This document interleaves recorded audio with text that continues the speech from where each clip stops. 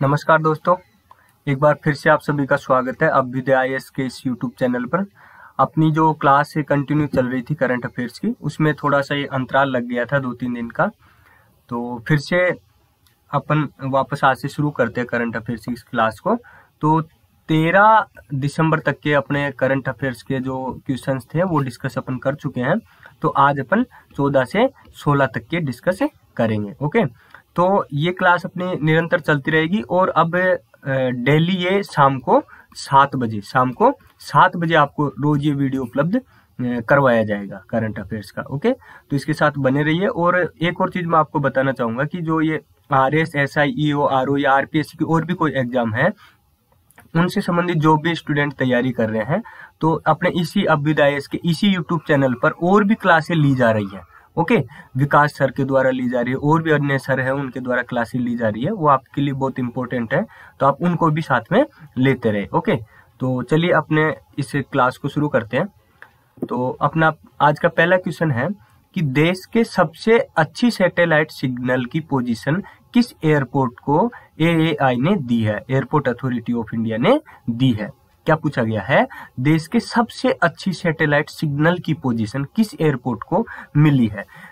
Option आपके सामने, ए option है दिल्ली, बी ऑप्शन है किशनगढ़, सी ऑप्शन है जयपुर और डी ऑप्शन है जैसलमेर।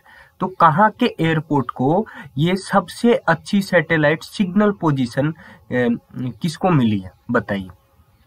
क्या दिल्ली को, किशनगढ़, जयपुर या जैसलमेर को? तो इसका राइट आंसर होगा अपने राजस्थान का किशनगढ़ एयरपोर्ट। किशनगढ़ कहाँ पर है? अजमेर में। कहाँ पर है? अजमेर में। तो इसमें क्या है मैं बता दूं कि जो सैटेलाइट की जो सिग्नल की पोजीशन है ना, वो यहाँ पर सबसे अच्छी है, उच्च तकनीकी की है। तो इसके साथ और डिटेल्स अपन यहाँ एक्स्ट्रा जोड़ रहे हैं कि the airport authority of India has successfully tested an aircraft landing at Kishangarh airport using satellite technology, जिसे क्या बोलते हैं? गगन। ओके, तो the Kishangarh airport is the first airport in India. अपने पूरे इंडिया में किशनगढ़ एयरपोर्ट ऐसा फर्स्ट एयरपोर्ट है to have this technology which will enable unscheduled flights to land here under various circumstances including bad weather conditions। मतलब कि जब खराब मौसम होता रहता है तो ऐसे समय में, इमरजेंसी के टाइम में जो फ्लाइट्स हैं उनको अब किशनगढ़ एयरपोर्ट पर लैंड किया जा सकेगा। Okay, with Gagan technology non scheduled flights can easily land at Kishangarh airport even when there is low visibility due to bad weather. जब ये कोहरा वगैरह आ जाता है ना, खराब मौसम हो जाता है, विजिबिलिटी कम हो जाती है, तो ऐसे इमरजेंसी के टाइम में भी फ्लाइट को यहाँ पर लैंड किया जा सकेगा। ओके, तो इस टेक्नोलॉजी के मामले में जो किशनगढ़ है, किशनगढ़ एयरपोर्ट है, वो भारत का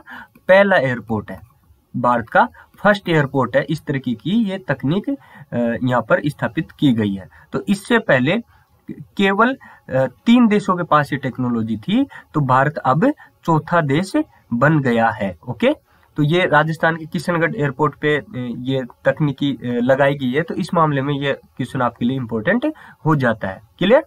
नेक्स्ट क्वेश्चन पे चलते हैं।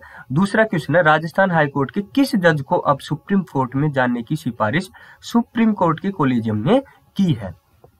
बताइए, राजस्थान हाईकोर्ट के किस जज को सुप्रीम कोर्ट में भेजा जा रहा है। ओके, बताइए। तो ए ऑप्शन है CJ Pankaj Mittal, B option है CJ संजय मित्तल और सी ऑप्शन है संभाजी शिवाजी शिंदे और डी ऑप्शन है CJ इंद्रजीत महंती या मोहंती। ओके, तो अभी बताइए इनमें से सही आंसर कौन सा है। राजस्थान हाईकोर्ट के किस जज को अब सुप्रीम कोर्ट में जाने की सिफारिश सुप्रीम कोर्ट के कोलिजियम ने की है। तो इसका राइट आंसर है ए। कौन सा? ए। CJ पंकज मित्तल है, उनको सुप्रीम कोर्ट में भेजा जा रहा है। ओके, अभी क्या था कि ये 40वें मुख्य न्यायाधीश बने थे, 40वें। ओके, मुख्य न्यायाधीश बने थे राजस्थान हाईकोर्ट के। तो उसके बाद में अब इनको कहां पर बुला लिया गया है? सुप्रीम कोर्ट बुला लिया गया है। कहां पर? दिल्ली में। तो इनके साथ क्या है? 5 अन्य जजों को भी बुलाया गया है। ओके, तो सुप्रीम कोर्ट में जज जाते हैं, वो कहां से जाते हैं? हाई कोर्ट से जाते रहते हैं। ओके, तीसरा क्वेश्चन है, देश के सबसे बड़े बायोगैस प्लांट से जैविक खाद कहाँ पर लगाया गया है जिससे हाल ही में उत्पादन शुरू हो गया। क्वेश्चन को एक बार फिर से देखिए, देश के सबसे बड़े बायोगैस प्लांट से जैविक खाद कहाँ पर लगाया गया। थोड़ा इसकी लैंग्वेज उल्टी है थोड़ी क्वेश्चन की। तो देश का सबसे बड़ा बायोगैस प्लांट कहाँ पर लगाया गया है जिससे हाल ही में उत्पादन शुरू हो गया है। तो ये तो आपको जो राजस्थान की तैयारी कर रहे हैं, पुराने स्टूडेंट है चाहे नए हो, उनको सभी को पता होगा। तो ऑप्शन आप देख लीजिए एक बार, अलवर, श्रीगंगानगर, जालोर या कोटा। तो इसका राइट आंसर क्या है, कोटा। तो ये बायोगैस प्लांट है जिससे जैविक खाद बनाई जाएगी। तो ये प्लांट कहाँ पर लगाया गया है, कोटा में, और इससे हाल ही में इसने उत्पादन भी शुरू कर दिया। और इसकी सबसे खास बात क्या है कि ये देश में सबसे बड़ा है। इस तरह का प्लांट ये राजस्थान पूरे देश में सबसे बड़ा है, जो कहाँ पर लगाया गया है, कोटा में। ये क्या काम करेगा, जैविक खाद बनाने का काम करेगा। ओके, तो इसके ये कुछ फैक्ट्स मैंने ऐड किए हैं, हाइलाइट्स। तो इनको एक बार देख लीजिए कि ये क्या है, देवनारायण योजना एक चलाई गई थी राजस्थान गवर्नमेंट की, उसके तहत ये प्लांट भी लगाया गया जिसमें 1200 पशुपालक परिवार के 5000 सदस्य इसमें कार्यरत है। ओके, और एक बात और है कि पशुपालकों से 1 रुपए किलो गोबर खरीदा जाता है। ओके, 1 रुपए किलो में गोबर की खरीद की जाती है। गोबर से 2 से 20,000 रुपए प्रति माह पर ये जो परिवार है वो कमा रहे हैं। ओके, इसमें क्या है, 1200 पशुपालक परिवार है, इनसे एक रुपए पर केजी में गोबर खरीदा जाता है। ओके, तो इस वजह से ये जो परिवार है इनके क्या हो रहा है, 2 से 20,000 तक महीने की इनकम हो रही है। ओके, और प्रतिदिन 21 ton phosphate rich organic fertiliser बनाने में यह प्लांट सक्षम है। ओके, तो इसमें क्या है और देख लीजिए, प्रतिदिन 1 लाख लीटर जैविक तरल खाद बनाने की क्षमता है इस प्लांट की। छठा पॉइंट है 3000 लीटर कंप्रेस्ड बायोगैस बनाने की क्षमता है। और 7वां पॉइंट है जैविक खाद से खेतों में फास्फोरस की कमी दूर होगी। ओके, तो ये क्या है कि जो डीएपी है ना, जो डीएपी खाद होता है उसका जैविक विकल्प बनेगा। ओके, नेक्स्ट क्वेश्चन देखते हैं। चौथा क्वेश्चन है, हाल ही में आयुष्मान भारत के स्वास्थ्य कार्ड वितरण क्षेत्र में किसने प्रथम स्थान प्राप्त किया है। जो आयुष्मान भारत योजना है भारत सरकार की स्वास्थ्य के क्षेत्र में, उसके स्वास्थ्य कार्ड वितरण के क्षेत्र में किसने प्रथम स्थान प्राप्त किया है। तो ऑप्शन है जम्मू कश्मीर, राजस्थान, गुजरात या मध्य प्रदेश। तो बताइए इसका आंसर क्या होगा। तो इसका राइट आंसर होगा ई, जम्मू कश्मीर। जम्मू कश्मीर ने स्वास्थ्य कार्ड वितरण के मामले में प्रथम स्थान प्राप्त किया है। तो ये जो आयुष्मान भारत योजना क्या है, तो इसमें क्या है कि जो परिवार होते हैं उनको प्रतिवर्ष 5 लाख का मुफ्त इलाज प्रदान करवाया जाता है, जिसमें सरकारी और प्राइवेट दोनों तरह के अस्पताल इसमें शामिल होते हैं। सरकारी तो होते हैं, उनके साथ कुछ प्राइवेट हॉस्पिटल्स होते हैं, वो इस योजना से जुड़े हुए होते हैं, उनमें जाकर भी आप इलाज करवा सकते हो। तो इस योजना में कौन कौन से परिवार हैं, उनकी पात्रता क्या है, ओके, उनकी पात्रता क्या क्या है। तो इस तरह से और भी जो डिटेल्स वाली बात है वो अपने इस YouTube चैनल पर ही और विकास सर द्वारा ली जा रही क्लासों में उपलब्ध करवाई जा रही है। इसलिए मैं आपसे बोल रहा हूँ कि इस YouTube चैनल पर और भी जो भी क्लासेस चल रही है उनको भी आप कंटिन्यू देखते रहें। कौन कौन से एग्जाम के लिए, ये RS, SI और जो अभी प्रेजेंट में होने वाली है EO एंड RO की जो एग्जाम है उनके लिए। ओके, तो इसमें क्या है 10 करोड़ जरूरतमंद परिवार होंगे इससे लाभान्वित, ये भी नोट दिया है। तो इस आयुष्मान भारत योजना में क्या है 5 लाख रुपए प्रतिवर्ष मुफ्त इलाज दिया जा रहा है, किसके द्वारा, भारत सरकार के द्वारा।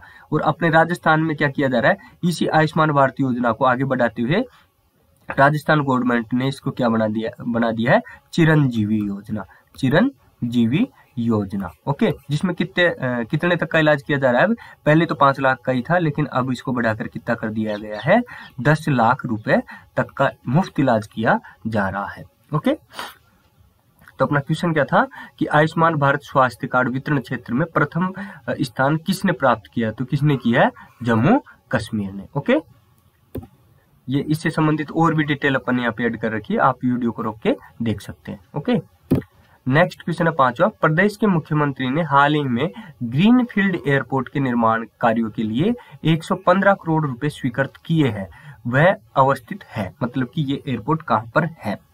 क्वेश्चन को एक बार फिर से देख ले कि मुख्यमंत्री ने हाल ही में ग्रीनफील्ड एयरपोर्ट के निर्माण कार्यों के लिए 115 करोड़ रुपए स्वीकृत किए हैं, तो यह एयरपोर्ट कहाँ पर अवस्थित है? क्या जोधपुर में, या भिवाड़ी में, या कोटा में, या फिर उदयपुर में? बताइए। तो इसका सही आंसर क्या होगा? इसका सही आंसर होगा सी। कहाँ पर है ये एयरपोर्ट? कोटा में। कहाँ पर है? कोटा में। ये देख लीजिए। ओके, तो काफी दिनों से ये प्रक्रियाधीन था एयरपोर्ट, तो अभी इसका और काम और आगे बढ़ चुका है। ओके, तो इससे के बारे में अपन यहाँ देख लेते हैं कि ग्रीन फील्ड एयरपोर्ट होते हैं वो क्या होते हैं। ओके, तो एक नई और अविकसित जमीन पर बनाए गए एयरपोर्ट को ही ग्रीन फील्ड एयरपोर्ट कहा जाता है। कैसी जमीन पर? एक नई और अविकसित, जहां पर कोई विकास नहीं हो रखा है, ऐसी जमीन पर बनाया गया एयरपोर्ट क्या कहलाता है? ग्रीन फील्ड एयरपोर्ट कहा जाता है। इसमें क्या है, ऐसे एयरपोर्ट को उस जमीन पर बनाया जाता है जिस पर पूर्व में कुछ भी काम न कराया गया हो। इसके अलावा ग्रीनफील्ड एयरपोर्ट का निर्माण वर्तमान में मौजूद एयरपोर्ट पर बढ़ती भीड़ को कम करने के लिए भी किया जाता है। जैसे शहर में ये एयरपोर्ट यहाँ पर है, पूरे शहर के अंतर्गत बीच में है और यहाँ पर ट्रैफिक ज्यादा है, तो शहर से बाहर अपन ने एक और एयरपोर्ट यहाँ पर बना दिया, तो इसका विकल्प बना दिया इसको। ये फर्स्ट था तो इसका ये सेकंड विकल्प हो गया। तो ऐसे एयरपोर्ट को क्या कहा जाएगा? Greenfield airport. आमतौर पर यह शहर से ज्यादा दूरी पर होता है और उस शहर से में पहले से मौजूद एयरपोर्ट के ट्रैफिक को कंट्रोल करने का काम करता है। यह एक तरह से सेकेंडरी एयरपोर्ट, ये देख लो, सेकेंडरी एयरपोर्ट होता है। यही दोनों में सबसे बड़ा फर्क होता है। इसे तैयार करते समय पर्यावरण का विशेष ख्याल रखा जाता है। जो नाम आ रहा है ना ग्रीनफील्ड, तो इसमें पर्यावरण का भी विशेष ख्याल रखा जाता है, इसलिए इसे कभी भी हरी भूमि पर नहीं बनाया जाता। जो अविकसित जमीन होती है ना, उसी पे ही इसको बनाया जाता है। एक तरीके से ऐसे मान लीजिए, जो बंजर जमीन होती है वहां पर इसे बनाया जाता है। क्लियर? नेक्स्ट क्वेश्चन है 6वां क्वेश्चन। हाल ही में किसने महिला हस्ताक्षर वाले पहली बार नोट मुद्रित किए हैं? नोट मुद्रित किए हैं। या कौन से देश ने महिलाओं के हस्ताक्षर वाले पहली बार नोट जारी किए हैं? पहली बार महिलाओं के हस्ताक्षर वाले नोट जारी करने वाला देश कौन सा है? ए ऑप्शन है संयुक्त राज्य अमेरिका, बी ऑप्शन है ऑस्ट्रेलिया, सी ऑप्शन है कतर, डी ऑप्शन है यूक्रेन। बताइए इसका आंसर क्या होगा कि किस देश ने पहली बार महिलाओं के हस्ताक्षर वाले नोट जारी किए हैं, छापे हैं या मुद्रित किए हैं? तो इसका सही आंसर होगा ए। क्या होगा? ए। संयुक्त राज्य अमेरिका ने हाल ही में पहली बार महिलाओं के हस्ताक्षर वाले नोट जारी किए हैं। ओके, तो यूएस ट्रेजरी, जैसे अपने भारत में वित्त मंत्रालय ना, भारतीय वित्त मंत्रालय, वहां वैसे ही यूएस ट्रेजरी, संयुक्त राज्य अमेरिका के वित्त मंत्रालय ने 2 महिलाओं के हस्ताक्षर के साथ पहला अमेरिकी बैंक नोट, मुद्रा नोट मुद्रित किया है। इन महिलाओं के नाम क्या है? जेनेट येलेन और लिन मालेरबा। ओके, तो संयुक्त राज्य अमेरिका की करेंसी नोट को ग्रीनबैक भी कहा जाता है। ओके, तो अपन भारत के संदर्भ में थोड़ी सी जानकारी और देख लेते हैं इससे जुड़ी हुई। भारत सरकार सिक्का अधिनियम 1906 जो 2011 में संशोधित हुआ, इसके तहत 1 रुपए के नोट और सिक्के जारी करती है। कौन करती है? भारत सरकार। ओके, 2 चीजें देखनी है अपन को, एक तो इंडियन गवर्नमेंट, ओके, और एक आरबीआई। ठीक है, तो यहाँ पर ये जो बात हो रही है भारत सरकार के संदर्भ में हो रही है और ये अमेरिकी सरकार के संदर्भ में हो रही है। जबकि आरबीआई है, वैसे ही यहाँ पर कौन सा है? अमेरिका में फेडरल रिजर्व, ये बैंक है वहां का, जैसे अपने यहाँ पर आरबीआई है। तो भारत सरकार सिक्का अधिनियम 1906 2011 में जो संशोधित हुआ, उसके तहत 1 रुपए के नोट और सिक्के जारी करती है। और भारतीय रिजर्व बैंक अधिनियम 1934 के तहत भारतीय रिजर्व बैंक द्वारा 2 रुपए से 10,000 रुपए के मूल्य वर्ग के नोट जारी किए जाते हैं। ये डिफरेंस है दोनों में, भारत सरकार और आरबीआई द्वारा जो नोट और सिक्के जारी किए जाते हैं उनके बीच में। ओके, तो भारत में आरबीआई द्वारा जारी करेंसी नोटों को बैंक नोट कहा जाता है। क्या कहा जाता है? Bank note. ओके, कहा जाता है। बैंक नोटों पर आरबीआई के गवर्नर के हस्ताक्षर होते हैं। आज तक आरबीआई में कोई महिला गवर्नर नहीं बनी है, इसलिए किसी भी नोट पर किसी महिला के हस्ताक्षर नहीं है। 1 रुपए के नोट पर भारत सरकार के वित्त मंत्रालय के सचिव के हस्ताक्षर होते हैं, क्योंकि 1 रुपए का नोट जारी कौन करता है? भारतीय वित्त मंत्रालय द्वारा किए जाते हैं, और भारतीय वित्त मंत्रालय के सचिव के उस पर हस्ताक्षर होते हैं। अब भारत में नोटों की छपाई के बारे में थोड़ी सी जानकारी और देख लेते हैं। तो भारत में बैंक नोट चार करेंसी प्रेस में मुद्रित किए जाते हैं। मतलब कि यहाँ पर कितनी प्रेस है भारत में? 4 है। कितनी है टोटल? 4 जो नोट छापती। ओके, जिसमें से 2 का स्वामित्व भारत सरकार के पास है। किसके पास? भारत सरकार के पास। ओके, कितने का? 2 का। और 2 का किसके पास है? आरबीआई के पास। आरबीआई के पास। ओके, तो 2 का स्वामित्व भारत सरकार के निगम security printing and minting corporation of India limited के माध्यम से, और 2 का स्वामित्व रिजर्व बैंक के पूर्ण स्वामित्व वाली सहायक कंपनी भारतीय रिजर्व बैंक नोट मुद्रण प्राइवेट लिमिटेड के माध्यम से है। ओके, तो ये जो SPMCIL जो भारत सरकार का निगम है, उसके अंतर्गत कौन कौन सी आती है? कौन कौन सी प्रेस आती है? एक तो नासिक, ये कहां पर है? महाराष्ट्र में। ओके, और देवास, दूसरी कौन सी है? देवास, ये कहां पर है? एमपी में। ओके, और आरबीआई की दो प्रेस है, वो कहां पर है? एक तो मैसूरू, ये कहां पर है? कर्नाटक में। ओके, और दूसरी कौन सी है? सालबोनी, ये कहां पर है? वेस्ट बंगाल।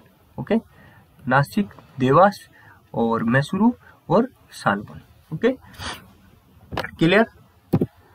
7वां क्वेश्चन है, हाल ही में संगीत नाटक अकादमी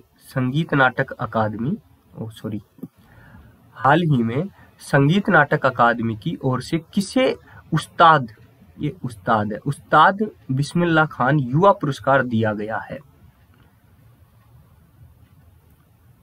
बताइए। हाल ही में संगीत नाटक अकादमी की ओर से किसे उस्ताद बिस्मिल्लाह खान युवा पुरस्कार दिया गया है? ऑप्शन: अमित चारण, साकर खान, आशीष देवचारण और लाखा खान। बताइए इसका आंसर क्या होगा? तो ये चारों ऑप्शन में से चारों ही गलत है। ओके, क्योंकि इसका जो ये थोड़ा मिसटाइप हो गया था, तो ये इसका सही ऑप्शन है साकिर खान। ओके, साकिर खान एक सितार वादक है, सितार वादक। ओके, तो इनको संगीत नाटक अकादमी की ओर से उस्ताद बिस्मिल्लाह खान युवा पुरस्कार दिया गया है। ओके, ये है साकिर खान। ओके, ये किसके वादक है? सितार के। किसके वादक है? सितार बजाते हैं, और ये 40 वर्ष से कम आयु के हैं।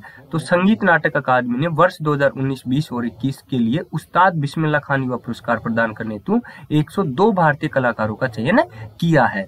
ये तो उस्ताद बिस्मिल्लाह खान युवा पुरस्कार 40 वर्ष से कम आयु के कलाकारों को दिया जाता है। ओके, तो राजस्थान से किसको दिया गया है? साकिर खान को। ये क्या बजाते हैं? सितार बजाते हैं। ओके, तो इनको भी आप नोट करके रखिए।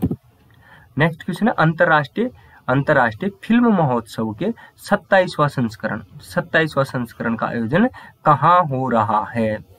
तो इस तरीके के क्वेश्चन है, ये आपको कंफ्यूज करने वाले क्वेश्चन भी हैं, क्योंकि हर जगह के अलग अलग अंतर्राष्ट्रीय फिल्म महोत्सव होते रहते हैं। ओके, तो ये 27वां संस्करण पूछा गया आपसे। अभी हाल ही में एक 28वां संस्करण भी चल रहा है। ओके, तो ये आप कमेंट करके बताइए 28वां संस्करण कहाँ का चल रहा है। ओके, ये काफी चर्चाओं में भी रहा है अभी हाल फिलहाल में। तो अंतर्राष्ट्रीय फिल्म महोत्सव के 27वां संस्करण का आयोजन कहाँ हो रहा है? कर्नाटक, केरल, गोवा या उड़ीसा? बताइए। तो इसका सही आंसर है बी, केरल। केरल के 27वें अंतर्राष्ट्रीय फिल्म महोत्सव का अभी आयोजन किया गया है। ओके, ये रहा यहाँ पर। 9वां क्वेश्चन है, शहरी ओलंपिक खेलों के बारे में कौन सा कथन सही है? ओके, अभी हुए थे ना राजीव गांधी ग्रामीण ओलंपिक,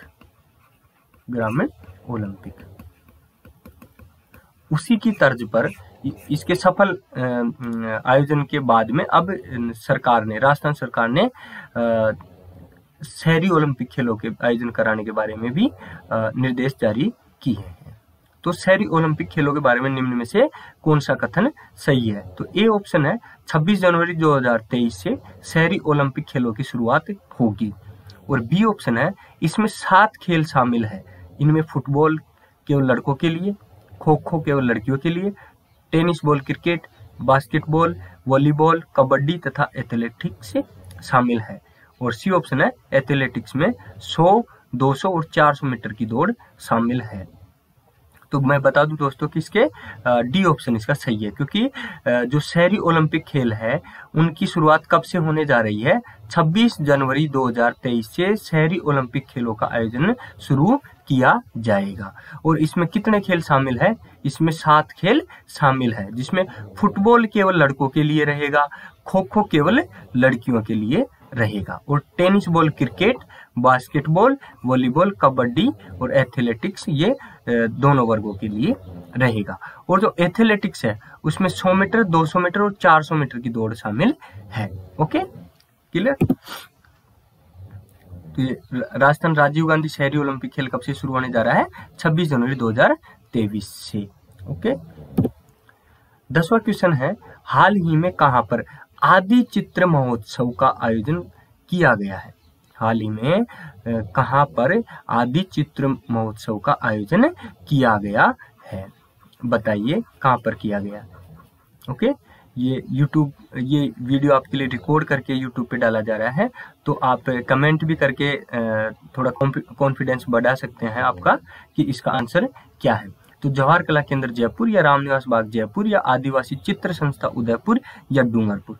अब कईयों को लग रहा होगा कि इसका आंसर सी होगा, लेकिन सी इसका आंसर नहीं है। तो अब बताइए ए, बी और डी में से इसका आंसर क्या होगा?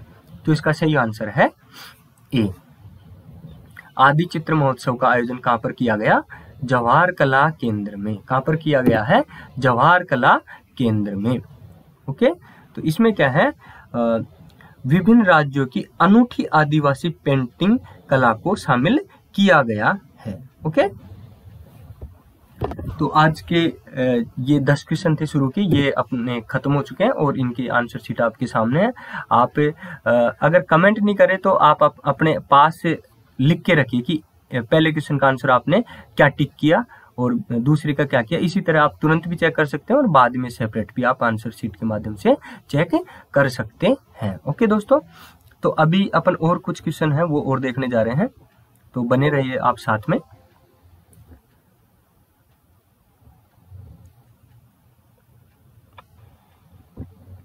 ये 15 दिसंबर के क्वेश्चन अपन शुरू करने जा रहे हैं।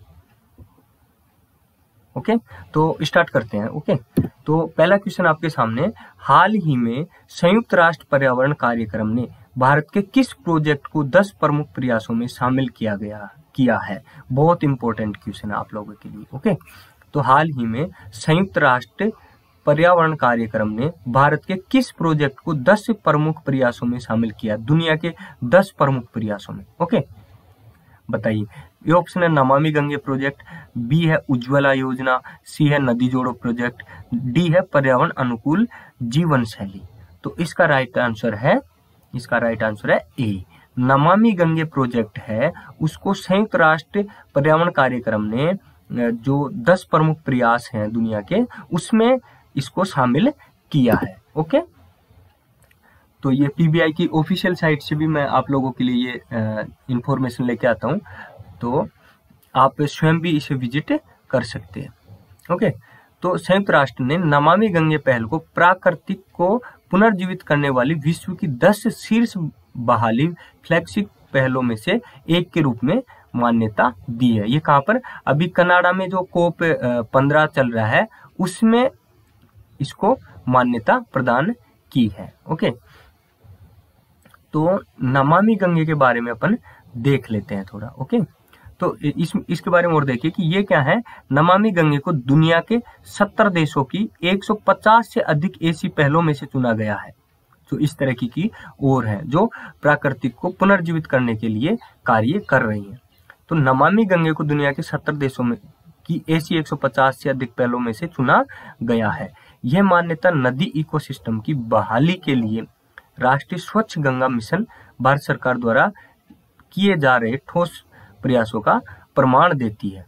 ओके, अब इम्पोर्टेंट बात। ओके, प्रधानमंत्री श्री नरेंद्र मोदी ने गंगा नदी को फिर से जीवंत करने की आवश्यकता को मान्यता देते हुए वर्ष 2014 में नमामि गंगे कार्यक्रम को शुरू किया था और गंगा नदी की स्वच्छता सुनिश्चित करने के लिए $5 बिलियन से अधिक की प्रतिबद्धता जताई थी। ओके, गंगा नदी में क्या है, प्रदूषण ज्यादा ही बढ़ गया है। ओके, और भारत की सबसे पवित्र नदियों में से एक है, सबसे पवित्र नदी भी गंगा ही है, एक क्या है। तो इसको फिर से जीवंत करने के लिए नरेंद्र मोदी जी ने 2014 में यह कार्यक्रम शुरू किया था। क्या, कौन सा, नमामि गंगे प्रोग्राम। ओके, तो इसके लिए कितने रुपयों की आवश्यकता बताई थी, $5 बिलियन की। ओके, आगे देखिए, नमामि गंगे कार्यक्रम के प्रति इतनी अटूट प्रतिबद्धता है कि प्रधानमंत्री श्री नरेंद्र मोदी की अध्यक्षता में प्रधानमंत्री जी की अध्यक्षता में स्वयं राष्ट्रीय गंगा परिषद द्वारा इसकी बहुत सूक्ष्मता से निगरानी की जाती है और केंद्रीय जल शक्ति मंत्री श्री गजेंद्र सिंह शेखावत इसकी नियमित रूप से समीक्षा करते हैं। और इसकी इंपॉर्टेंट बात आप देख लीजिए, व्यवहारिक प्रधानमंत्री को जो उपहार प्राप्त होते हैं उनकी प्रतिवर्ष सार्वजनिक नीलामी की जाती है और उससे प्राप्त आय गंगा की नदी को साफ करने के सरकारी प्रयास में सार्वजनिक योगदान को प्रोत्साहित करने के लिए दान कर दी जाती है। यानी कि प्रधानमंत्री श्री मोदी को जो उपहार प्राप्त होते हैं उनको सार्वजनिक रूप से उनकी नीलामी की जाती है, मतलब बेचा जाता है उनको, और उनसे जो इनकम प्राप्त होती है, ओके, तो उसको क्या कर दिया जाता है, इस गंगा नदी की सफाई हेतु उसको यहाँ पर दान कर दिया जाता है। ओके, तो ये बहुत इंपॉर्टेंट क्वेश्चन था पहला ही आपका, कि हाल ही में संयुक्त राष्ट्र पर्यावरण कार्यक्रम ने भारत के किस प्रोजेक्ट को 10 प्रमुख प्रयासों में शामिल किया है। तो कौन सा प्रोजेक्ट है भारत का, Namami Gange project. Okay, second question है, हाल ही में गौरव वल्लभ को कहाँ का क्रिकेट संघ का अध्यक्ष चुना गया है। गौरव वल्लभ को किस जिले का क्रिकेट संघ का अध्यक्ष चुना गया है, बताइए। तो इसका राइट आंसर क्या होगा, जोधपुर, डूंगरपुर, बांसवाड़ा या उदयपुर। ओके, देखिए, तो इसका राइट आंसर होगा डूंगरपुर। गौरव वल्लभ को कहाँ के क्रिकेट संघ का अध्यक्ष बनाया गया है, डूंगरपुर के। ओके, तीसरा क्वेश्चन है, हाल ही में जयपुर के दूसरे रोपवे को मंजूरी मिली है, वह कहाँ पर है। अन्नपूर्णा मंदिर, वैष्णो माता मंदिर या गढ़ गणेश या सामोद के बालाजी। ओके, तो इस तरीके के क्वेश्चन भी बार बार आपकी एग्जाम में आते रहते हैं, पहले भी आते रहे हैं और आगे भी इस तरह के क्वेश्चन आने की पूरी संभावना है। तो आपने पिछले एक क्लास में देखा था कि अन्नपूर्णा मंदिर है ना, इससे संबंधित एक रोपवे का नाम था। ओके, वैष्णो माता मंदिर, गढ़ गणेश, सामोद बालाजी। ओके, तो इसके बारे में अपनी चर्चा हो चुकी ना। तो अब ये क्वेश्चन हाल ही में जयपुर के दूसरे रोपवे को मंजूरी मिली है, वह कहां पर है, कहां पर बनेगा। तो इसका राइट आंसर है सी, गढ़ गणेश। ओके, तो जो अपने खोले के हनुमान जी है ना, खोले के हनुमान जी। ओके, तो यहाँ पर एक स्वचालित भारत का ये राजस्थान का स्वचालित रोपवे बनाया जाएगा। कहाँ पर, खोले के हनुमान जी, जिस रोपवे का नामकरण क्या किया गया है, अन्नपूर्णा रोपवे। ओके, तो दूसरा रोपवे कहाँ पर बनाया जा रहा है, गढ़ गणेश जी। ओके, ये भी जयपुर में है। ओके, तो इसमें कितनी सीढ़ियां नहीं चढ़नी पड़ेगी भक्तों को, 365 सीढ़ियां लगी हुई है गढ़ गणेश जी के। तो उसकी दूरी उस दूरी को सिर्फ 3 मिनट में कवर कर लिया जाएगा, किसके माध्यम से, रोपवे के माध्यम से। और ज्यादा जानकारी रखने वाले स्टूडेंट बताइए कि गढ़ गणेश के रोपवे को शामिल कर लिया जाता है तो राजस्थान में टोटल कितने रोपवे हो गए हैं, बताइए कमेंट करके। ओके, तो चौथा क्वेश्चन अपना, the Indian responsible tourism state award 2022 के बारे में सही कथन है। The Indian responsible tourism state award 2022 के बारे में सही कथन बताइए। ऑप्शन है, पहला ऑप्शन है, यह अवार्ड राजस्थान में पर्यटन की राष्ट्रीय और अंतर्राष्ट्रीय स्तर पर जन जन को पहुंचाने वाले उद्यमियों को दिया जाता है। इसमें 8 श्रेणियों में 18 अवार्ड दिए एवं horse India award 2022 Ajit Singh जो पालिके हैं उनको दिया गया। और सी ऑप्शन है, इसका आयोजन होटल आमिर क्लार्क्स जयपुर में हुआ। होटल आमिर क्लार्क्स जयपुर में हुआ। ओके, तो इसका कौन कौन सा कथन सही है? तो इसके सारे कथन सही है। यह अवार्ड राजस्थान में पर्यटन, जो राजस्थान का पर्यटन हो उसको राष्ट्रीय और अंतर्राष्ट्रीय स्तर पर जन जन को पहुंचाने में जो मदद करते हैं जो उद्यमी, उन उद्यमियों को दिया जाता है। ओके, उद्यमियों को दिया जाता है, कॉर्पोरेट्स जो होते हैं जो राजस्थान के पर्यटन को राष्ट्रीय और अंतर्राष्ट्रीय स्तर पर बढ़ावा देते हैं। ओके, और इसमें 8 श्रेणियों में 18 अवार्ड दिए गए। और हॉर्स इंडिया अवार्ड किसे दिया गया? अजीत सिंह। ये कहाँ के हैं? पाली के हैं। ओके, और इसका आयोजन कहाँ पर किया गया? होटल आमिर क्लार्क जयपुर में इसका आयोजन किया गया। ओके, तो रेस्पॉन्सिबल टूरिज्म को प्रोत्साहन देने वाले उद्यमियों को पुरस्कृत करने के लिए पर्यटन विभाग द्वारा, किसके द्वारा? पर्यटन विभाग द्वारा इसका आयोजन किया गया। ओके, और इसमें क्या है कि पर्यटन क्षेत्र में जमीन से जुड़े हुए उद्यमी जिन्होंने कहा यह सम्मान समारोह आने वाले समय में पर्यटन क्षेत्र से जुड़े व्यक्तियों के लिए रोल मॉडल बनेगा। ओके, और उन्होंने कहा कि पर्यटन विभाग का प्रयास है कि राज्य सरकार की टूरिज्म पॉलिसी के जरिए डूंगरपुर और बांसवाड़ा जैसे आदिवासी व जनजाति क्षेत्रों में भी पर्यटकों की आवाजाही बढ़े और वहां के स्थानीय जो उत्पाद हैं उनको राष्ट्रीय और अंतर्राष्ट्रीय स्तर पर पहचान मिले। तो इनको पहचान दिलाने वाले जो उद्यमी हैं उनको प्रोत्साहित करने के लिए इस तरीके का ये अवार्ड दिया जाता है। 5वां क्वेश्चन है, हाल ही में ऊर्जा संरक्षण दिवस 14 दिसंबर को प्रदेश के किस रेलवे स्टेशन को ऊर्जा संरक्षण 2022 का पहला पुरस्कार, यहाँ पर पूछा जा रहा है पहला पुरस्कार, आपसे पहले भी पूछा गया नागौर रेलवे स्टेशन के बारे में। ओके, ठीक है, तो यहाँ पर पूछा जा रहा है पहला पुरस्कार किसे दिया गया है? ये ऑप्शन है अजमेर रेल कारखाना, बी ऑप्शन है जयपुर रेल कारखाना, सी ऑप्शन है उदयपुर रेल कारखाना, डी ऑप्शन है जोधपुर रेल कारखाना। क्या पूछा गया है? हाल ही में ऊर्जा संरक्षण दिवस पर प्रदेश के किस रेलवे स्टेशन को ऊर्जा संरक्षण 2022 का पहला पुरस्कार दिया गया है? तो इसका राइट आंसर होगा ए, अजमेर रेल कारखाना को ऊर्जा संरक्षण पुरस्कार दिया गया। 2000 का पहला पुरस्कार इनको दिया गया। इन्होंने क्या किया कि इन्होंने ऊर्जा संरक्षण के लिए के साथ पर्यावरण को सुदृढ़ बनाने के लिए भी लगातार सकारात्मक कदम उठाए हैं, जिसमें परंपरागत संसाधनों के स्थान पर पर्यावरण अनुकूल स्रोतों का अधिकाधिक उपयोग किया जा रहा है। अजमेर कारखाने के कैरिज एवं लोको प्रशासनिक भवन पर 192.23 किलोवाट क्षमता के सोलर ऊर्जा संयंत्र स्थापित किए हैं। सत्र 2021-22 में अजमेर कैरिज एवं लोको कारखाने के प्रशासनिक भवन में ऊर्जा खपत के लिए 100% नवीनीकरण ऊर्जा स्रोत मतलब सौर ऊर्जा का प्रयोग किया गया 100% रूप से। इसी के चलते इनको 2022 का प्रथम पुरस्कार से इनको सम्मानित किया गया, अजमेर रेल कारखाने को। छठा क्वेश्चन आपके सामने है, प्रदेश में सहकारिता विभाग की वेबसाइट rajsehkar.rajasthan.gov.in का लोकार्पण किसने किया है? सहकारिता विभाग की वेबसाइट का लोकार्पण किसने किया है? अशोक गहलोत, राहुल गांधी, गोविंद सिंह डोटासरा और उदयलाल आंजना। तो इसका सही आंसर आप बताइए कि सहकारिता विभाग की वेबसाइट rajsehkar.rajasthan.gov.in का लोकार्पण किसने किया है? तो इसका सही आंसर क्या होगा?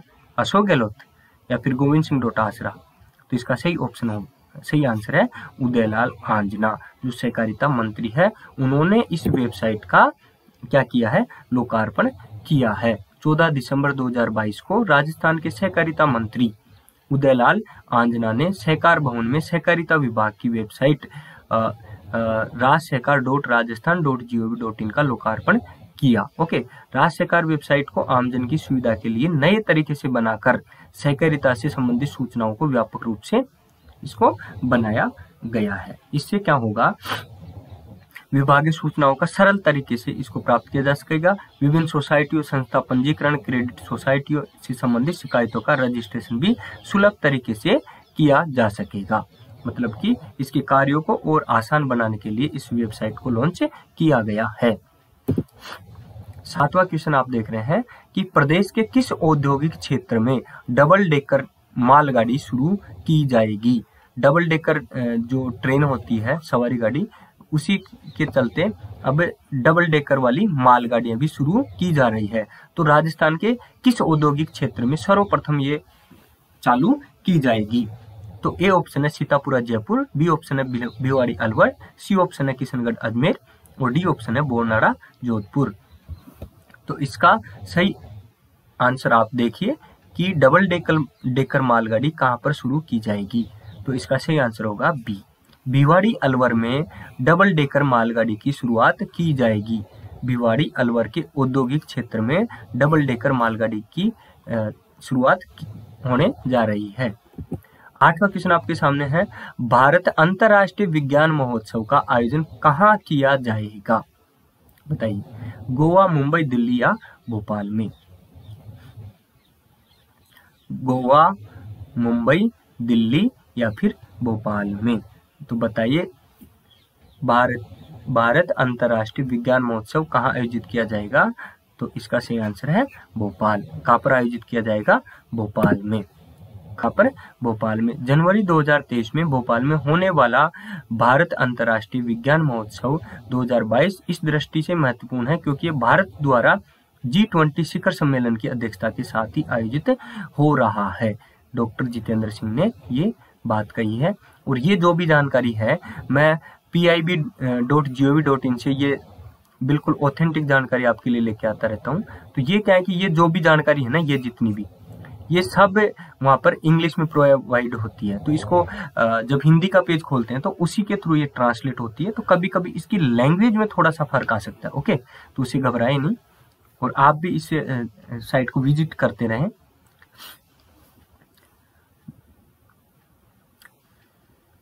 तो क्वेश्चन क्या था कि भारत अंतर्राष्ट्रीय विज्ञान महोत्सव कहाँ पर आयोजित किया जा रहा है। तो कहाँ पर किया जा रहा है, भोपाल में किया जा रहा है।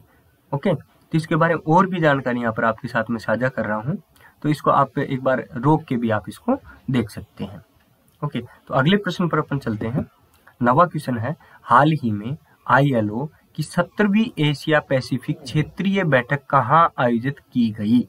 इंटरनेशनल लेबर ऑर्गेनाइजेशन, अंतर्राष्ट्रीय श्रम संगठन, इसकी 17वीं एशिया पैसिफिक क्षेत्रीय बैठक कहाँ आयोजित की गई है। भारत, सिंगापुर, नेपाल या इंडोनेशिया। तो इसका सही आंसर क्या होगा। ILO की 17वीं एशिया पैसिफिक क्षेत्रीय बैठक कहाँ पर आयोजित की गई है। अंतर्राष्ट्रीय श्रम संगठन, इंटरनेशनल लेबर ऑर्गेनाइजेशन, इसकी 17वीं एशिया पैसिफिक क्षेत्रीय बैठक कहाँ आयोजित की गई है। ये की गई है सिंगापुर में। कहाँ पर की गई है, सिंगापुर में। इससे संबंधित और जानकारी आप देख लीजिए कि चर्चा में क्यों है।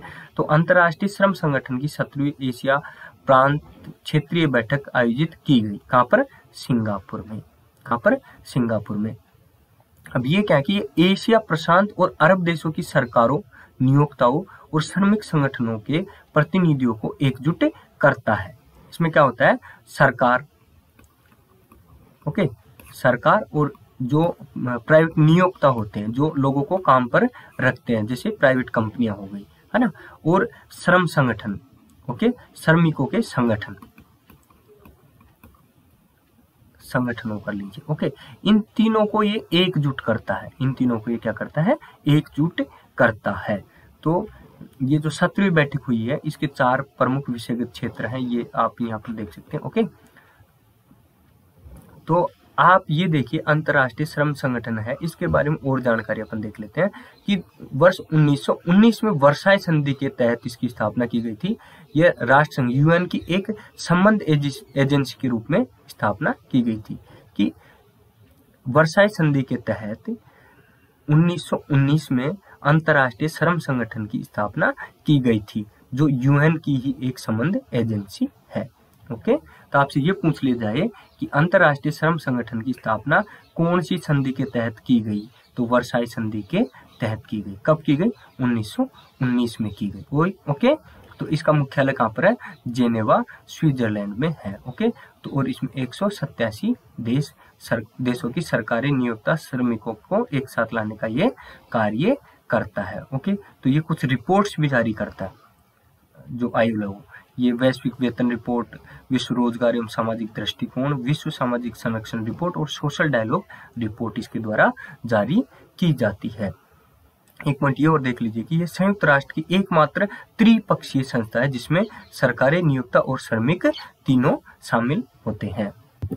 10वां क्वेश्चन है, हाल ही में कितनी हिमालयी औषधियों को IUCN रेड लिस्ट में शामिल किया गया है। प्रश्न है आपका कि हाल ही में कितनी हिमालय औषधियों को IUCN रेड डाटा लिस्ट में शामिल किया है। तो कितनी, वो 4 है या 3 है या 5 है या फिर 2 है, बताइए। तो इसका सही आंसर है बी, हिमालय की 3 हिमालयी औषधियों को IUCN ने रेड जो उसकी लिस्ट है उसमें शामिल किया है। तो वो 3 औषधियाँ कौन कौन सी है, वो ये है मीजोट्रोपिस पेलिटा, ओके, और दूसरी है फ्रिटिलोरिया सिरोहोसा, और एक है ये है डेक्टाइलोरिजा हेटारिगा, ये लुप्त प्राय है। ओके, तो ये 3 है, एक और ये दूसरी और ये तीसरी। इनके भी नाम कभी कभी पूछ लेता है, ये इंग्लिश के नाम है इसलिए प्रोनाउंसिएशन में थोड़ी दिक्कत आ रही है।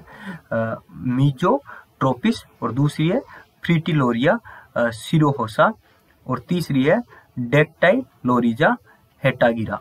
ओके, तो ये 3 है जो कहाँ की है, हिमालय की औषधियाँ हैं। ओके, इसको IUCN ने रेड डाटा लिस्ट में इनको शामिल किया है। तो रेड डाटा बुक है एक सार्वजनिक डेटाबेस है जो किसी दिए गए क्षेत्र में मौजूद पौधों, जानवरों, कवक और स्थानीय उप प्रजातियों की लुप्तप्राय और दुर्लभ प्रजातियों को रिकॉर्ड करता है। ओके, तो रेड डाटा बुक कुछ प्रजातियों पर रेड डेटा प्रदान करती है जो विलुप्त होने के कगार पर है। ओके, तो प्रश्न था आपका कि हाल ही में कितनी हिमालय औषधियों को IUCN रेड लिस्ट में शामिल किया है। तो कितनी संख्या में, 3 है और इनके नाम अपन यहाँ पर दे रखे हैं। ओके, तो इनको आप एक बार नोट भी कर लें ताकि 1-2 बार रीड करेंगे तो याद हो जाएंगे, हो सकता है किसी एग्जाम में आने वाले समय में पूछे जाएं। तो ये जो 10 क्वेश्चन थे ये इनके आंसर आपके ये सामने दे रखे हैं, आप इनको चेक कर सकते हैं।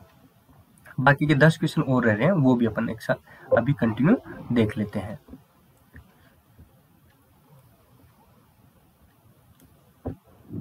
ओके, तो 16 दिसंबर के 10 क्वेश्चन है, ये अपन फिर से शुरू कर रहे हैं।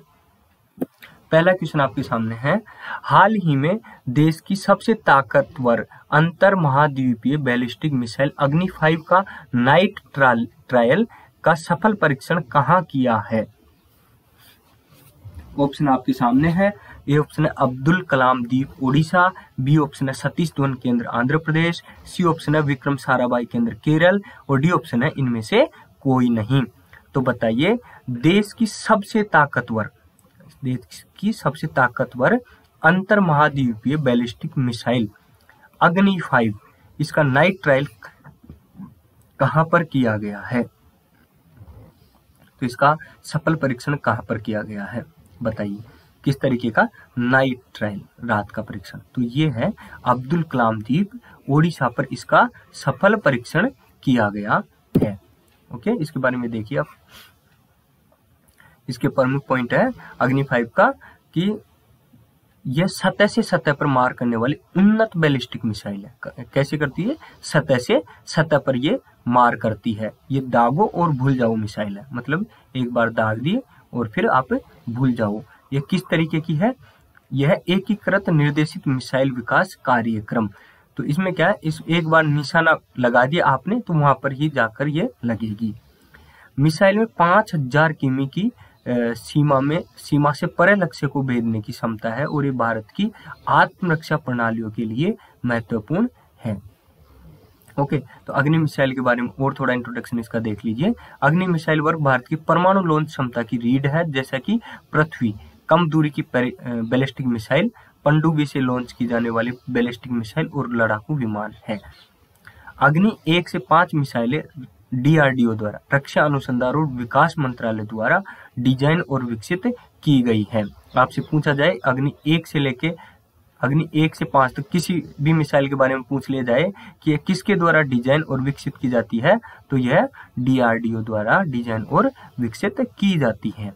तो जो अन्य जो मिसाइल है अग्नि, इनकी रेंज भी आप देख सकते हैं कि जो अग्नि 1 है उसकी है 700 से 800 किलोमीटर, जो सेकंड है अग्नि उसकी 2000 किलोमीटर तक की रेंज है इसकी, और अग्नि 3 की है 2500 किलोमीटर तक, और अग्नि 4 है इसकी है 3500 किलोमीटर से अधिक है, और यह एक रोड मोबाइल लॉन्चर से फायर की जा सकती है। ओके। और अग्नि 5 अग्नि श्रृंखला की सबसे लंबी एक अंतर महाद्वीपीय बैलिस्टिक मिसाइल है जिसकी रेंज 5000 किलोमीटर से भी ज्यादा की है। ओके। तो जो एकीकृत निर्देशित मिसाइल विकास कार्यक्रम है, जो दागो और भूल जाओ, तो इसकी स्थापना का विचार प्रसिद्ध वैज्ञानिक डॉक्टर APJ अब्दुल कलाम द्वारा दिया गया था। इसका उद्देश्य मिसाइल प्रौद्योगिकी के क्षेत्र में देश को आत्मनिर्भरता दिलाना था। ओके। तो इसका क्या है, इसे वर्ष 1983 में शुरू किया गया और मार्च 2012 में यह पूरा हो गया। ओके।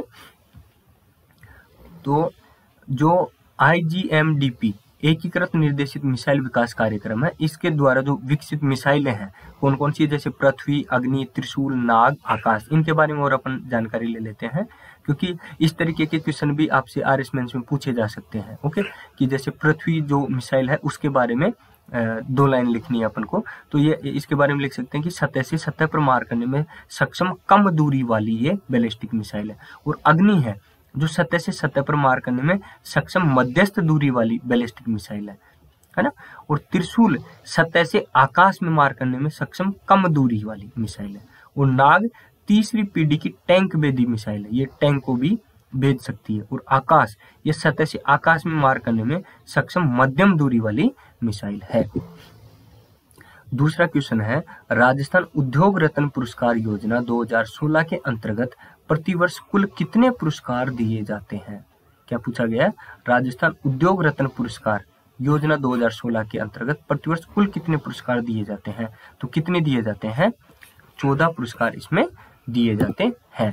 क्यों दिए जाते हैं और किसके द्वारा दिए जाते हैं? उद्योग एवं वाणिज्य विभाग द्वारा। उद्योग एवं वाणिज्य विभाग द्वारा राज्य के औद्योगिक विकास एवं आर्थिक उत्थान में सहयोग करने वाले सूक्ष्म लघु मध्यम उद्यमियों, हस्तशिल्पियों एवं बुनकरों को प्रोत्साहन देने के लिए राजस्थान उद्योग रत्न पुरस्कार योजना के अंतर्गत उन्हें पुरस्कृत सम्मानित किया जाता है। ये योजना वित्तीय वर्ष 2016-17 से लागू हुई है। ओके। तो किसके द्वारा दी जाती है? उद्योग एवं वाणिज्य विभाग द्वारा। क्यों दी जाती है? औद्योगिक विकास एवं आर्थिक उत्थान में सहयोग करने वाले जो MSME है और जो हस्तशिल्प है और बुनकर है उनको प्रोत्साहन देने के लिए दी जाती है। ओके। अपना तीसरा क्वेश्चन है, हाल ही में राष्ट्रीय मातृत्व कार्यशाला का उद्घाटन कहाँ किया गया है? राष्ट्रीय मातृत्व कार्यशाला का उद्घाटन कहाँ किया गया है? गोवा, नई दिल्ली, पुणे या फिर जयपुर में? तो इसका सही आंसर क्या होगा? ABCD में से इसका आंसर होगा B, नई दिल्ली में अभी राष्ट्रीय मातृत्व कार्यशाला का उद्घाटन किया गया था, आयोजन किया गया था। ओके। तो देश में मातृ मृत्यु दर को कम करने में एक महत्वपूर्ण उपलब्धि प्रदान की है। वापस से देखिए, देश ने मातृ मृत्यु दर को कम करने में एक महत्वपूर्ण उपलब्धि प्राप्त की है, लेकिन सुनिश्चित मातृत्व सुनिश्चित करने और मातृ मृत्यु दर की रोकथाम सुनिश्चित करने के लिए विशेष रूप से क्षेत्र स्तर पर सभी बाधाओं को दूर करना हमारा कर्तव्य है, इसलिए इसको आयोजित किया गया था। डॉक्टर भारती प्रवीण पवार कह रही है कि देश ने मातृ मृत्यु दर को कम करने में एक महत्वपूर्ण उपलब्धि हासिल तो की है, लेकिन पूर्ण रूप से अपन उसमें सफल नहीं हो पाए हैं। तो एक बार इधर देखिए, मातृ मृत्यु दर में कमी के लिए सतत विकास लक्ष्य एजेंडा 2030 के साथ श्रेणीबद्ध करते हुए कार्यशाला का विषय शून्य निवारणीय मातृ मृत्यु दर के लिए प्रयास, इसका विषय था। किसका? इस कार्यशाला का। ओके। तो ये कार्यशाला कहाँ पर आयोजित की गई? नई दिल्ली में। ओके। आपका चौथा क्वेश्चन देख रहे हैं आप, हाल ही में भारत और कजाकिस्तान के बीच संयुक्त सैन्य अभ्यास काजिद 2022 कहां पर शुरू हुआ है? कहां पर शुरू हुआ है? इस तरीके के क्वेश्चन अपने पहले पिछली क्लास में भी देखे हैं कि भारत और किसी अन्य देश के बीच में संयुक्त रूप से जो सैन्य युद्ध अभ्यास किया जाता है, उनसे संबंधित क्वेश्चन अपने आते रहते हैं एग्जाम में, इसलिए बार बार अपन इनको शामिल कर रहे हैं। तो भारत और कजाकिस्तान के बीच में संयुक्त सैन्य अभ्यास कौन सा है? काजिद होता है। और काजिद 2022 से कहां पर शुरू हुआ है? मेघालय, असम, उत्तराखंड या फिर मणिपुर? तो इसका राइट ऑप्शन कौन सा है? इसका सही आंसर है मेघालय। तो काजिद 2022 कहां पर शुरू हुआ है? मेघालय में। कहां पर हुआ है? मेघालय में। तो अब देखिए कि जो काजिद है वो किन के बीच में होता है? भारत और कजाकिस्तान। और जो 2022 का है, 2022 का, तो काजिद 22 का छठा संस्करण कहां पर आयोजित किया जा रहा है? मेघालय में। कहां पर किया जाता है? मेघालय में। ओके, मेघालय के उमरोई में आयोजित किया जा रहा है। इस अभ्यास का उद्देश्य संयुक्त राष्ट्र शांति प्रवर्तन शासनादेश के तहत सकारात्मक सैन्य संबंध बनाना, एक दूसरे की सर्वोत्तम प्रथाओं को आत्मसात करना, अर्ध शहरी जंगली क्षेत्रों में काउंटर टेररिस्ट ऑपरेशन करते हुए एक साथ कार्य करने की क्षमता को बढ़ावा देना है। Okay, clear? तो ये अच्छा क्वेश्चन था कि भारत और कजाकिस्तान के बीच संयुक्त सैन्य अभ्यास काजिद 2022 कहां पर शुरू हुआ है? मेघालय में। पांचवा क्वेश्चन है, हाल ही में एशियन डेवलपमेंट बैंक हाल ही में एडीबी ने भारत की आर्थिक वृद्धि दर कितने प्रतिशत करने का अनुमान लगाया है? 7%, 6.5%, 6.75%, 7.25%। तो इसका सही आंसर होगा, पहले अपन ने पूछा था पिछली क्लास में कि वर्ल्ड बैंक ने भारत की आर्थिक विकास दर कितनी बताई है, और ये आज पूछा है एडीबी ने कितनी बताई, कितना अनुमान लगाया है। तो इसका राइट आंसर होगा ए। तो एडीबी ने भारत की आर्थिक वृद्धि दर कितने प्रतिशत का अनुमान लगाया है? 7% का अनुमान लगाया है। ओके, ये यहाँ पर इसकी ऑफिशियल जानकारी मैं दे रहा हूँ। छठा क्वेश्चन है, भारत सरकार द्वारा प्रारंभ किया जा रहा परिवार पहचान पत्र, इंपॉर्टेंट क्वेश्चन है, भारत सरकार द्वारा प्रारंभ किया जा रहा परिवार पहचान पत्र की शुरुआत कहां से की जाएगी? झारखंड, अरुणाचल प्रदेश, जम्मू कश्मीर और सिक्किम। अब इसके बारे में ये सभी को पता होगा, इसका आंसर किसका आंसर होगा? सी, जम्मू कश्मीर से परिवार पहचान पत्र की शुरुआत की जा रही है। ओके, तो ये चर्चा में क्यों है? भारत सरकार ने हाल ही में केंद्र शासित प्रदेश जम्मू और कश्मीर के निवासियों के लिए एक परिवार पहचान पत्र लाने का फैसला किया है। तो ये क्या है कि ये 8 अंकों का एक नंबर होता है पैन कार्ड की तरह। तो वो एक पहचान पत्र होगा जिसमें परिवार के मुखिया के माध्यम से प्रत्येक परिवार और उसके सदस्यों की पहचान की जाएगी। ओके, तो इसमें क्या है, इस कार्ड में परिवार के सभी सदस्यों का विवरण होगा जिसमें उनके नाम, आयु, योग्यता, रोजगार की स्थिति आदि शामिल है, और इसे परिवार के प्रमुख के आधार कार्ड और बैंक खाता से जोड़ा जाएगा। अब इससे जो परिवार पहचान पत्र है, इसके महत्व क्या क्या है वो अपन एक बार देख लेते हैं कि कल्याणकारी योजनाओं का बेहतर वितरण इसके माध्यम से किया जा सकेगा।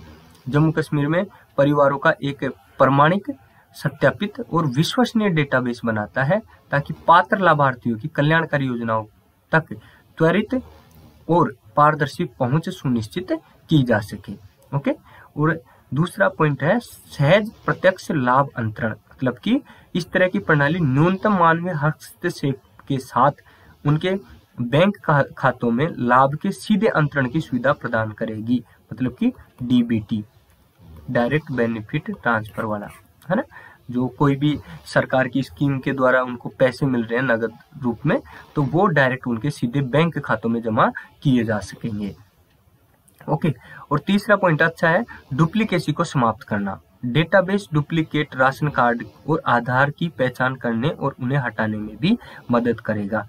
सरकार को उन परिवारों की पहचान करने में मदद करेगा जिनके पास कई शिक्षित युवा है लेकिन उनके पास नौकरी नहीं है। तो इस सरकार के पास इनका रिकॉर्ड रहेगा कि शिक्षित युवा है लेकिन उनके पास नौकरी नहीं है, तो उनको रोजगार भी प्रोवाइड करवाया जा सकेगा। तो इस तरीके के डेटा इस परिवार पहचान पत्र के माध्यम से सरकार के पास में रहेंगे। ओके, और सबसे मेन पॉइंट तो इसका ये है, डुप्लीकेसी को समाप्त करना। ओके, और ये भी अच्छा पॉइंट है इसका। ओके, ये तो कर है ही है। तो ये है कि जम्मू कश्मीर में जो डुप्लीकेसी है उसको समाप्त करना। ओके, जो फर्जी राशन कार्ड बना के रह रहे हैं लोग, तो इसके माध्यम से उनकी पहचान की जा सकेगी। और डेटा का स्वतः अद्यतन, मतलब कि डेटाबेस में जानकारी जन्म, मृत्यु और विवाह लगातार और स्वचालित रूप से अद्यतन की जाएगी एवं लोगों को ऐसे उद्देश्यों के लिए स्थानीय अधिकारियों के पास नहीं जाना पड़ेगा। ओके, तो ये छठा क्वेश्चन था कि भारत सरकार द्वारा प्रारंभ किया जा रहा परिवार पहचान पत्र की शुरुआत कहाँ की जाएगी, तो जम्मू कश्मीर में। तो अपना सातवां क्वेश्चन है, वर्ल्ड म्यूजिक फेस्टिवल के छठे संस्करण का आयोजन 16 से 18 दिसंबर तक कहाँ पर होगा या कहाँ पर आयोजित हुआ है? जयपुर, जोधपुर, जैसलमेर या उदयपुर? किसके बारे में पूछा गया है? वर्ल्ड म्यूजिक फेस्टिवल कौन सा संस्करण? छठा संस्करण, जो 16 से 18 दिसंबर तक हुआ है। और ये कहाँ पर आयोजित किया गया? ये किया गया था उदयपुर। कहाँ पर? उदयपुर में वर्ल्ड म्यूजिक फेस्टिवल का आयोजन किया गया था। ओके, ये जो अखबार की न्यूज कटिंग होती है वो मैं ऐड करता रहता हूँ, तो आप वीडियो को रोक के इसके बारे में थोड़ा थोड़ा पढ़ सकते हैं और भी इससे संबंधित जानकारी आप इकट्ठी कर सकते हैं। आठवां क्वेश्चन है, जयपुर की भूमिका शुक्ला ने भारतीय रग्बी फुटबॉल एशिया प्रतियोगिता में भारत के लिए कौन सा पदक जीता है? कौन सा पदक जीता? स्वर्ण पदक, रजत पदक, कांस्य या फिर सारे पदक इन्होंने जीते हैं? बताइए कौन सा ऑप्शन इसका सही है? जयपुर की भूमिका शुक्ला, बहुत अच्छा क्वेश्चन है, आने वाले समय में किसी न किसी एग्जाम में जरूर मिलेगा, क्योंकि जयपुर की भूमिका शुक्ला ने भारतीय रग्बी फुटबॉल एशिया प्रतियोगिता में भारत के लिए कोई पदक जीता है, तो उसके बारे में आपसे पूछा गया है। तो इसका राइट आंसर कौन सा होगा कि उन्होंने कौन सा पदक जीता है, बताइए। देखिए, तो इन्होंने जीता है रजत पदक। कौन सा जीता है? रजत पदक। ये दैनिक भास्कर की न्यूज आपके साथ साझा की जा रही है कि जयपुर की भूमिका शुक्ला कहाँ की है? जयपुर की है। और कौन से खेल से संबंधित है? रग्बी फुटबॉल से संबंधित है। ओके, तो रग्बी फुटबॉल टूर्नामेंट में इन्होंने भारत के लिए खेलते हुए रजत पदक हासिल किया है। कौन सा पदक हासिल किया है? रजत पदक हासिल किया है। ओके, तो इन्होंने भारतीय रग्बी एशिया प्रतियोगिता में, किस प्रतियोगिता में?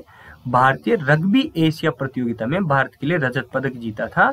और एक चीज और, राजस्थान के 3 बालक व 1 बालिका ने भारतीय रग्बी एशिया प्रतियोगिता में भाग लिया था, लेकिन वहां पर पदक इन्होंने जीता है भूमिका शुक्ला ने। Okay, clear? 9वां क्वेश्चन है, हाल ही में जीआई टैग का सही संबंध नहीं है। आपसे पूछा गया है, हाल ही में जो जीआई टैग बांटे गए हैं या फिर डिसाइड किए गए हैं, उनके संबंध में कौन सा कथन इनमें से गलत है या सही नहीं है? ओके, तो ये मैच करवा रहा है। तो गमोचा असम, तंदूर रेड ग्राम तेलंगाना, कारपो खुबानी लद्दाख और सफेद प्याज आंध्र प्रदेश। तो इनमें से ये बताइए कि जीआई टैग के मामले में इनमें से कौन सा ऑप्शन गलत है? ओके, जीआई टैग दिया जाता है किसी भौगोलिक हिसाब से, ज्योग्राफिकल इंडेक्स के हिसाब से। तो गमोचा क्या ये असम का है? तंदूर रेड ग्राम क्या है? तेलंगाना का है? या कारपो खुबानी क्या लद्दाख की है? या सफेद प्याज आंध्र प्रदेश का है? ये चलो मैं आपको बता देता हूँ कि ये जो सारी चीजें हैं, गमोचा, तंदूर रेड ग्राम, कारपो खुबानी और सफेद प्याज, इन चारों को जीआई टैग मिले हुए हैं। ओके, तो अब इनसे पूछा गया कि इनकी ये कौन से राज्य से हैं? असम, तेलंगाना, लद्दाख या आंध्र प्रदेश? तो इनका आपसे मैच करवाया जा रहा है। ओके, तो ये आपसे पूछा जा रहा है, तो आपको इसमें संबंध सही है या गलत है ये बताना है। तो इसका राइट आंसर है, मैं बता देता हूँ, डी। जो सफेद प्याज है ये आंध्र प्रदेश का नहीं है, जो गमोचा है वो तो असम का है। ओके, जो तौलिया होता है। और तंदूर 8 ग्राम है, ये भी तेलंगाना का है। ओके, जो दाने दाने जैसे होता है, ये मेरे को भी नहीं पता अलग ज्यादा तो। ओके, सोयाबीन के जैसा होता है लेकिन इसका कलर अलग होता है। और कारपो खुबानी है, ये लद्दाख का एक वो है, क्या बोलते हैं उसको, फल जैसा है। ओके, और ये जो सफेद प्याज है ना, ये महाराष्ट्र का है। कहाँ का है? महाराष्ट्र का है। और इन चारों को जीआई टैग मिले हुए हैं, जीआई टैग चारों को मिले हुए। देखो, ये असम का गमोचा है, ये जिसको प्रधानमंत्री जी भी कभी कभी गले में पहनते हैं। ओके, और ये तंदूर 8 ग्राम है, तंदूर 8 ग्राम तेलंगाना का है ये। ओके, और ये लद्दाख की खुबानी है ये। ओके, और जो सफेद प्याज की अभी बात की जा रही थी, वह महाराष्ट्र के रायगढ़ जिले में अलीबाग के प्रसिद्ध सफेद प्याज है। इनको भौगोलिक संकेत जीआई टैग दिया गया है। ओके, तो इनमें क्या है, अनूठे मीठे स्वाद, बिना आंसू के कारण, साथ ही इसके औषधीय गुणों को दुनिया भर में पहचान दिलाता है। अलीबाग तालुका की मिट्टी में सल्फर की मात्रा कम है। ओके, तो इन्हीं विशेषताओं के चलते हुए अलीबाग के जो सफेद प्याज है उनको भी जीआई टैग दिया गया है। ओके, तो अपना प्रश्न था, गमोचा असम का है, तंदूर 8 ग्राम तेलंगाना का है, कारपो खुबानी लद्दाख की है, और सफेद प्याज कहाँ का है? महाराष्ट्र का, महाराष्ट्र में अलीबाग का। ओके, क्लियर है? तो अपन लास्ट आज का 10वां क्वेश्चन देख रहे हैं। भारत की G20 अध्यक्षता में पहली बैठक कहाँ पर शुरू हुई है? आप सभी को पता ही है, बार बार ये क्वेश्चन रिपीट हो रहे हैं, किसके? G20 के, कि हाल ही में भारत को इसकी अध्यक्षता मिली है। तो भारत की G20 की अध्यक्षता में पहली बैठक कहाँ शुरू हुई है? पहले अपने पूछा गया था कि पहली शेरपा बैठक कहाँ पर आयोजित हुई है, तो वो उसका आंसर था उदयपुर। ओके, और शेरपा के बारे में पूछा गया था। ओके, अमिताभ कांत उसका आंसर था। ओके, तो ये 3 ऑप्शन आपके सामने बच रहे हैं कि भारत की G20 अध्यक्षता में पहली बैठक कहाँ पर शुरू हुई है। तो इसका सही आंसर क्या है? तो इसका सही आंसर है सी, बेंगलुरु में ये पहली बैठक आयोजित होने जा रही है, हो चुकी है। ओके, इसके बारे में और जानकारी अपन देख लेते हैं। Framework working group, okay, FWG, Bharat को G20 अध्यक्ष पद मिलने के बाद तमाम देशों का व्यापक समर्थन मिल रहा है। इस बीच 16 दिसंबर को पहली फ्रेमवर्क वर्किंग ग्रुप की बैठक शुरू की गई। ओके, ये 2 दिवसीय बैठक 17 दिसंबर तक चलेगी। फ्रेमवर्क वर्किंग ग्रुप मतलब FWG 8 वित्त ट्रैक कार्य समूह में से एक है, जो वर्तमान वैश्विक व्यापक आर्थिक मुद्दों पर विचार विमर्श करता है।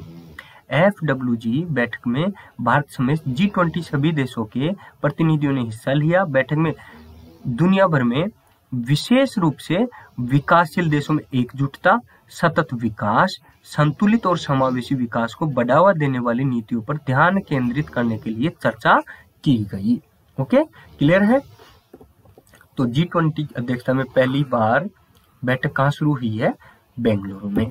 ओके दोस्तों, ये इन 10 क्वेश्चन के आंसर आपके सामने है। क्लियर है? यहाँ से आप चेक कर सकते हैं। तो अपनी ये क्लास है, ये कंटिन्यू चलती रहेगी। जो ये क्लासें छूट गई थी उनको, ये तीन दिन की क्लास आज अपने कंप्लीट कर ली है 16 दिसंबर तक, और 17 से और 18, 19 इनकी 17, 18 और 19 इनकी क्लास का एक वीडियो नेक्स्ट टाइम आपको मिल जाएगा।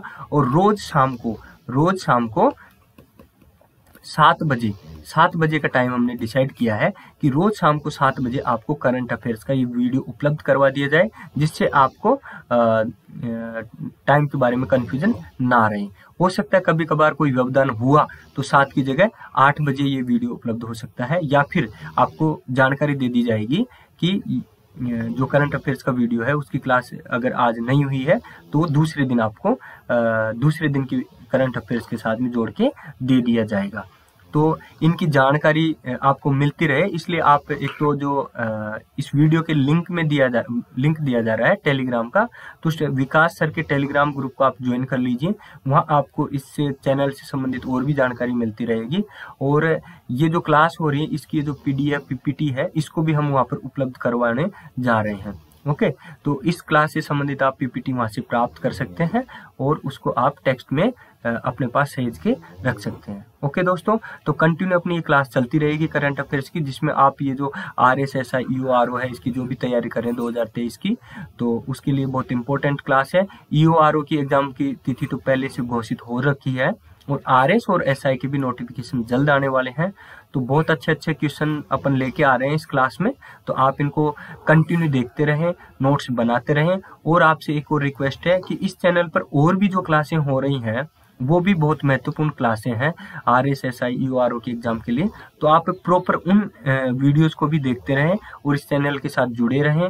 अगर आपको ठीक लग रहा है या फिर आपको इस चैनल में क्लासों में कोई कमियां लग रही है, पढ़ाने के तरीके में कोई कमी आपको दिख रही है या कोई बदलाव करने हैं, तो आप वीडियो के कमेंट बॉक्स में जाके कमेंट करें और हमें सुझाव दें। ओके दोस्तों, बहुत बहुत धन्यवाद आपका जुड़ने के लिए, बने रहने के लिए। फिर मिलेंगे अपन नेक्स्ट वीडियो में। ओके, जब तक के लिए बाय बाय।